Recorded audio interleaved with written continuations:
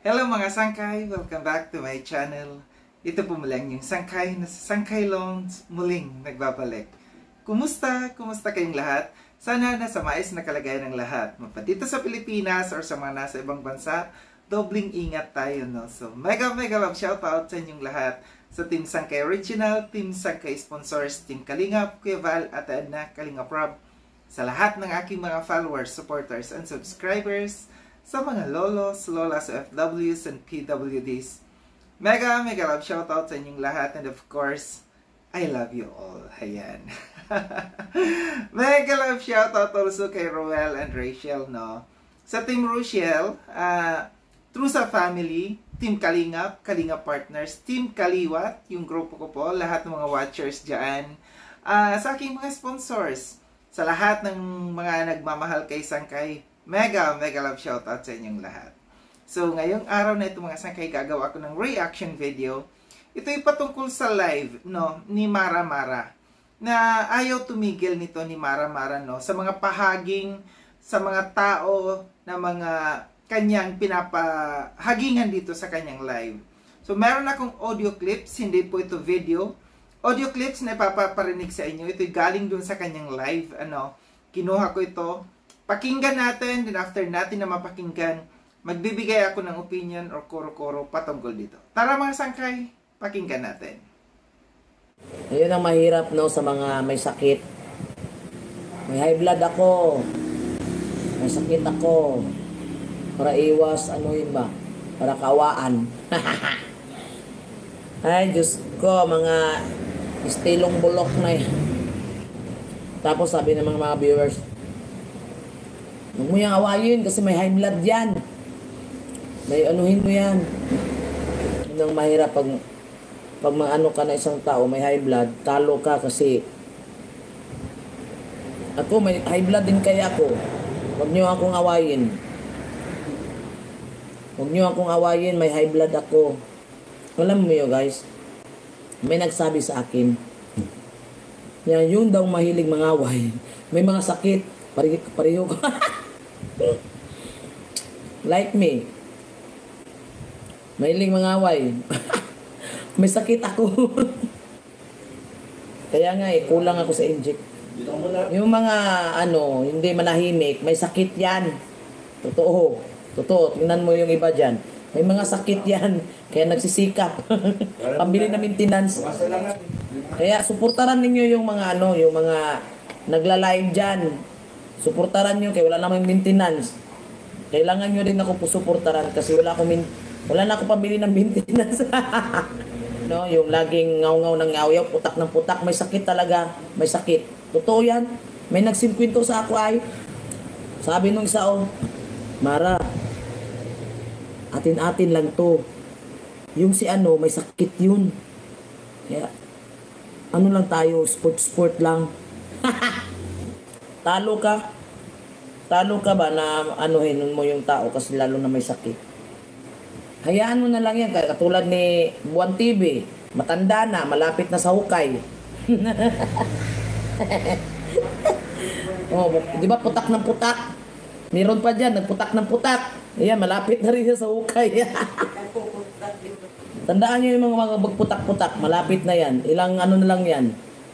Ilang taon na lang yan, kaya nagsikap. Kasi pambili ng kabaong, pambili pa ng space sa sementeryo. Tandaan niyo yan. Hala, si Maramara, nagkatotoo nga yung sinabi, tandaan niyo yan. Pag putak ng putak ang tao, katulad sa akin, may sakit ako. Kulang ako sa injection.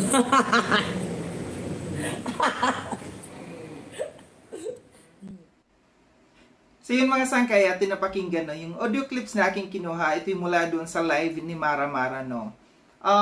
Nakakalungkot, no, na mayroong ganitong isang klaseng charity vlogger dito sa Kalingap, no, na bastos, no. Bastos yung bunganga. Hindi ako magtataka pagdating ng araw, magiging balahura ito. Magiging kagrupo ito ng mga balahura. Sa the way ng kanyang pagsasalita na para bagang palengkera ang dating, no. Parang marites ang dating, maritesan yung dating nito. Yung sabihin niya, alam niyo kung sino yung kanyang pinapatamaan dito, si Kuya Bobby TV 143, no? Yung sinasabi niya na style lang daw, na paawa effect lang daw yung merong sakit na high blood. And sinabi niya na style bulok daw yung mga ganito. Dito parang pinagtatawanan niya yung taong may sakit, no? Hindi, para bang hindi siya naniniwala dito na yung sakit ng isang tao na sinasabi niya na dahilan lamang, no? Maririnig niyo dyan kung ano yung kanyang mga pinagsasabi na hindi maganda. Sinabi pa niya, nabanggit niya dito si Buwan TV, no? Yung malapit na sa hukay.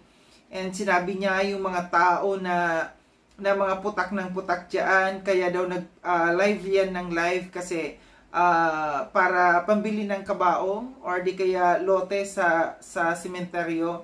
Diba? Hindi maganda. So, hindi dapat tularan yung mga ganito, no? Ganitong klaseng tao. Itong si Mara Mara, bago pa lang ito dito sa Kalinga, pero ganito na kung umasta, no? Advice ko sa iyo, Mara Mara, kung ikaw gusto mo na mayroon kang marating sa buhay, sa pagiging vlogger, baguhin mo, ayusin mo yung pag-uugali mo. Yung ganyang klaseng pag-uugali, walang mararating yan. Ngayon pa lamang na kabago-bago mo, ganyan na yung attitude na ipinapakita mo, walang may magkakagusto sa iyo. Promise, walang totoo. Walang may magkakagusto sa pag-uugali mo.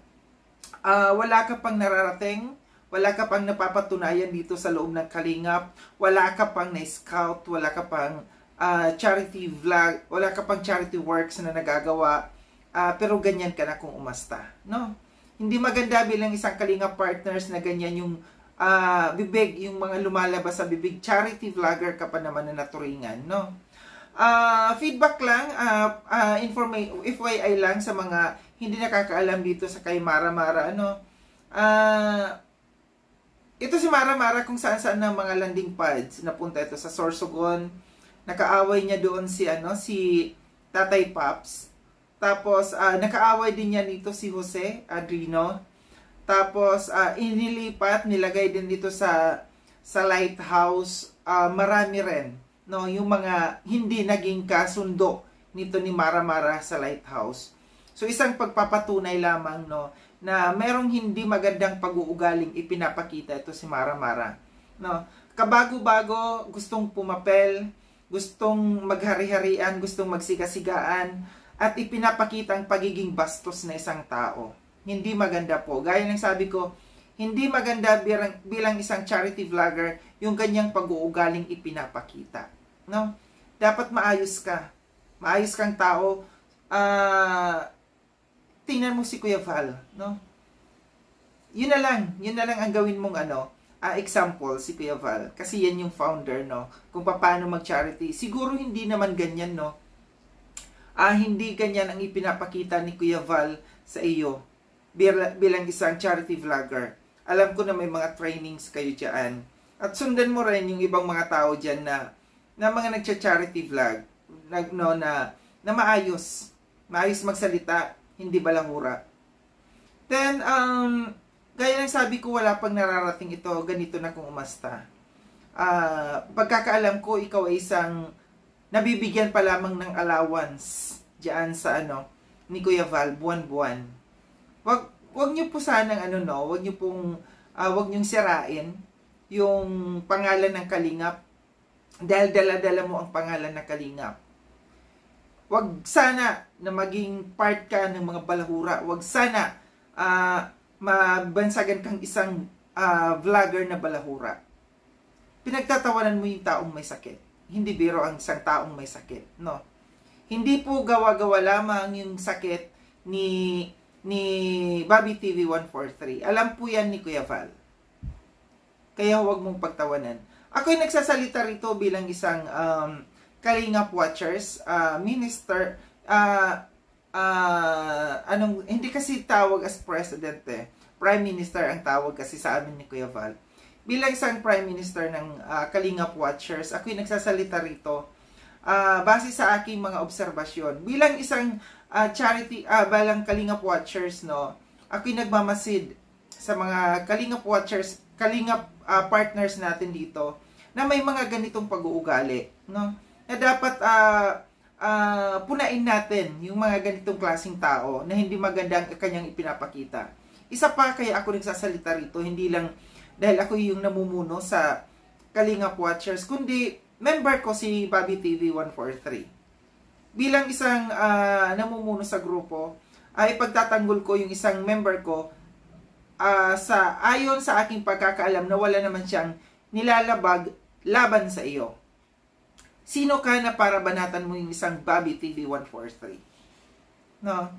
Isang pioneer dito sa Kalingap. May napatunayan na. Marami nang naiambag dito sa Kalingap, lalo't lalo na sa kay Kuya Val. Sino ang isang mara-mara na para insultuhin yung isang tao na Bobby TV 143? Walang respeto.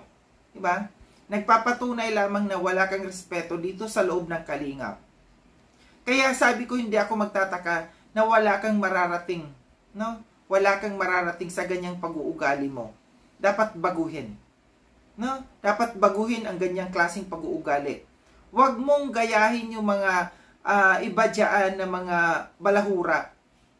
Parang nagiging idol mo yata sila sa pagiging balahura. Papunta ka na sa pagiging balahura.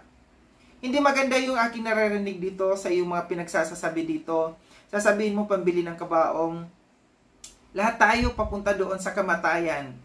Sino ka ba, no, na para magsabi ng ganyang salita? Sino ka ba na para magtawa?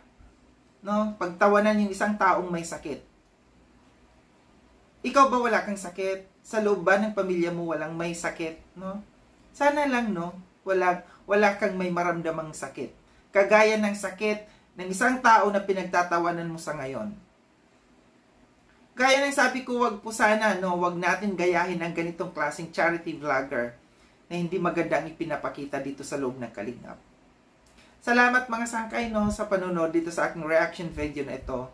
Sa mga hindi pa nakapag-subscribe kay Sangkay Lon, subscribe nyo na po ako.